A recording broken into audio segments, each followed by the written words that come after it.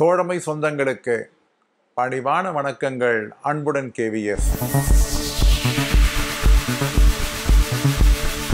அஞ்சல் துறை அடுத்த கட்டமாக பார்சல் மற்றும் டாக்குமெண்ட் ப்ராசஸிங்காக ஒரு அறிவுறுத்தலை வழங்கி இருக்கிறது.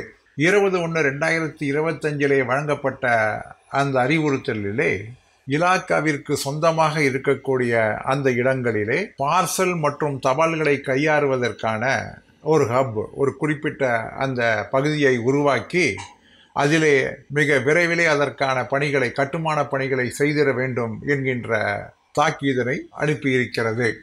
நம்முடைய அஞ்சல் துறையினுடைய பார்சல் சேவையினை 27,298 கோடி ரூபாயாக உயர்த்துவதற்கான டார்கெட் என்பது நிர்ணயம் செய்யப்பட்டிருக்கிறது.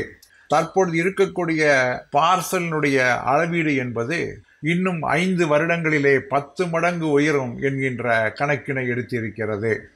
இந்த ஒவ்வொரு மாநிலங்களிலும் இந்த இன்டகிரேட்டட் ஹப்ஸ், ஒருங்கிணைந்த இந்த அலுவலகமானது கண்டிப்பாக உடனடி தேவையாக இருக்கிறது.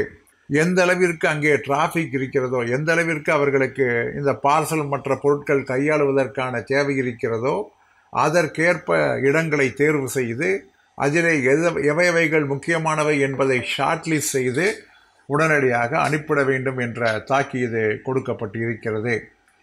இதனுடைய முக்கியமான நோக்கம் என்னவென்றால், பார்சல் சேவையும் மெயில் சேவையும் ஒருங்கிணைக்க வேண்டும், அவைகளை சிறப்பாக செயல்படுவதற்காக செய்ய வேண்டும் என்று அந்த கடிதத்திலே சொல்லப்பட்டிருக்கிறது.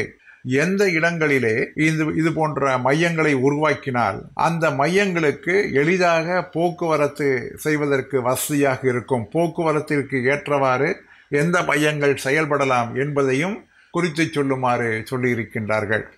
சமீபத்திலே ஒரு ஆணையினை நீங்கள் பார்த்திருப்பீர்கள். தமிழகத்தின் வழியாக செல்லக்கூடிய விரைவு ரயில்களிலே RMS செக்ஷன் இருப்பதையெல்லாம் உடனடியாக அவைகளை நிறுத்திவிடுவதற்கான அந்த உத்தரவினை வெளியிட்டிருக்கின்றார்கள். ஏற்கனவே அஞ்சல் துறையுடன் பேச்சுவார்த்தை தொழிற்சங்கங்கள் நடத்திய நேரத்திலே இனி எதிர்காலத்திலே RMS என்பது தேவையில்லை, அதற்கு மாறாக ரோடு டிரான்ஸ்போர்ட் நெட்வொர்க்கின் மூலமாகத்தான் அனைத்து மெயில்களும் பரிமாறப்படும் என்பதையும் அஞ்சல் இலாக்கா மிக தெளிவாக சொல்லிவிட்டது. இந்த சூழ்நிலையிலே இது போன்ற ஹப்புகள் உருவாக்கப்பட்டால்தான், அதாவது சாலையிலே நெருக்கமான இடங்களிலே இது போன்ற ஹப்புகள் உருவாக்கப்பட்டால்தான் அவைகள் வந்து போவதற்கும், கடிதங்கள் பரிமாறுவதற்கும், பிரிப்பதற்கும், பட்டுவாடா செய்வதற்கும் பயனாக இருக்கும் என்கின்ற அடிப்படையிலே தான் இது போன்ற இடங்களை உடனடியாக தேர்வு செய்து அதற்கான பணிகளை உடனடியாக ஆரம்பித்திட வேண்டும்.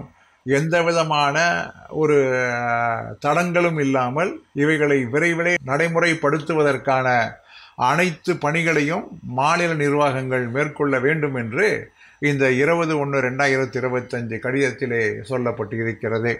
மிக தெளிவான கிளியர் கட்டான கொள்கை முடிவினை இன்று இலாக்கா அறிவித்திருக்கிறது.